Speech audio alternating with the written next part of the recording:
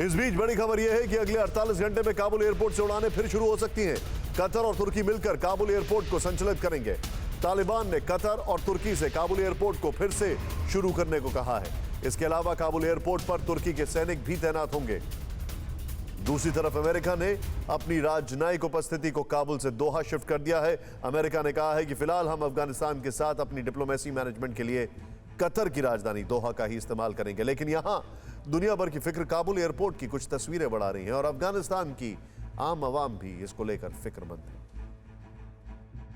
Deadline 31 अगस्त की थी, लेकिन 30 अगस्त की शाम ही काबुल एयरपोर्ट पर हलचल तेज हो गई। तालिबान की स्पेशल फोर्स बदरी 313 ब्रिगेड के जवान एयरपोर्ट के अंदर प्रवेश करने लगे। अमेरिकी प्लेन के पास तालिबानी नेता प्रेस कॉन्फ्रेंस के लिए जुटने लगे।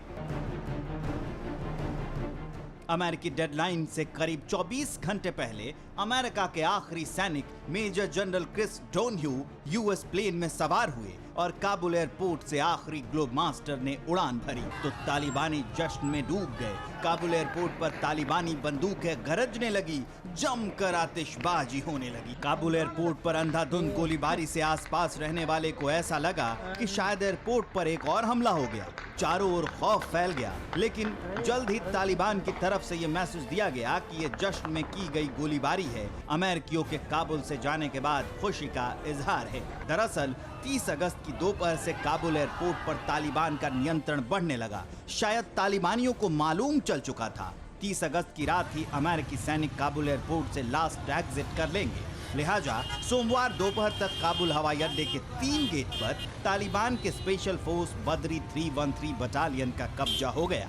शाम ढलते ढलते बड़ी संख्या में तालिबानी लड़ाके एयरपोर्ट पहुंचने लगे। इसके बाद सोमवार रात 11 बजे अमेरिका का पहला C-17 globe master Kabul airport से निकला। आधे घंटे बाद दूसरा और रात 11:59 पर तीसरा और ठीक 1 घंटे बाद अमेरिका का चौथा और आखिरी ग्लोब मास्टर काबुल एयरपोर्ट से निकला। तो काबुल एयरपोर्ट के आसपास 5 किलोमीटर के दायरे में तालिबानियों ने जश्न मनाना शुरू कर दिया।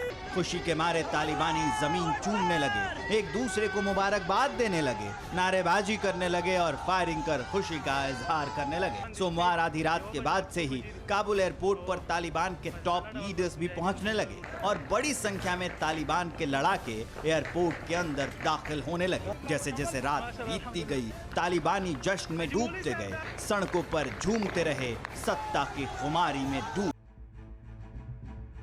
यहां पर 2 बड़ी फिक्रें हैं। नंबर 1, समावेशी सरकार बनाने का दावा करने वाले तालिबान ने अभी तक असलहों से नाता नहीं तोड़ा है, जिसके कारण आम आवाम दहशत में है। लेकिन इस पूरे एग्जिट प्लान पर आगे बढ़ने से पहले आपको हम ये तस्वीर दिखाना चाहते हैं। आप हवा में उड़ता हुआ जो हेलीकॉप्टर देख रहे हैं, जरा ध्यान से देखिए। अमेरिकी फाइटर हेलीकॉप्टर है और अमेरिका के छोड़े इस जंगी जखीरे से तालिबान कैसे लोगों को, एक इंसान को आसमानी फांसी दे रहा है। ये तस्वीर इसकी गवाही है। तालिबानियों ने अमेरिकी मददगार को हेलीकॉप्टर पर फांसी पर लटका दिया और आसमान में घूम घूम कर लोगों को दिखाया कि बाकी अमेरिकी मददगारों का क्या हश्र होगा। बताया जाता है कि यह आदमी अलग अलग इमारतों से टकराया और इसकी मौत हो गई। हमने की गलती फिर एक बार, कोरोना ने किया दोबारा प्रहार। मास्क, 2 गज दूरी, करें अपनी सुरक्षा पूरी। कोरोना टीका हम सबको लगाना है, मिलकर साथ समझदारी से कोरोना को हराना है।